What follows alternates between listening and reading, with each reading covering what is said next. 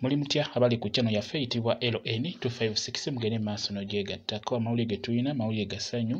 Omutegesi w'ebivvulu ayitibwa nga Abe Musinguzi, abangi gwe mumanyi nga Abitex, bamukomezzaawo mu kkooti e Makindye. Ekirungi ekiriwo babatadde Abitex wamu ne munne gwe bayita Jjuuko, babatadde ne babateeredde ku kakalu k'ensimbi buli omu miliyoni 2 n'ekirala babalagidde okukomawo mu kkooti omwezi ogujja nga 7 Febu.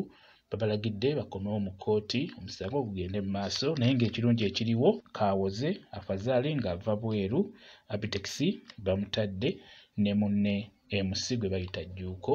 Ge mawulire agaliwo. Amawulire amalala, omuwala ono kigambibwa nti alina emyaka 14 gyokka gy'alina, kwegamba akyali mwana muto, naye bw'otunuulira bu vidiyo obutambula ku social media alagira ddala ng'omwana omukulu. Era n'ekirala, banne abamukubye ku bo bakutteko omu ye bamukutte bamuggalidde ali ku poliisi, n'abalala bali mu bayiga. Kyabadde kikolwa kibi nnyo okukuba omwana oyo omuwala mbukula okuba abaagalidde omusajja. Ekisooka bonna bakyali baana bato, kwegamba otunuulira embeera ze balimu si nnungi n'omulundi n'ogumu, okubeera nti bano baakubye munnaabwe mbukula okuba abaagalidde omusajja.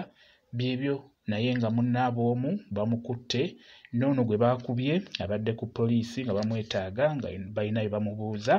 Kyekyo mwebale kubeera ku channel yaffe eyitibwa LN256 mugende mu maaso n'ogyegattako.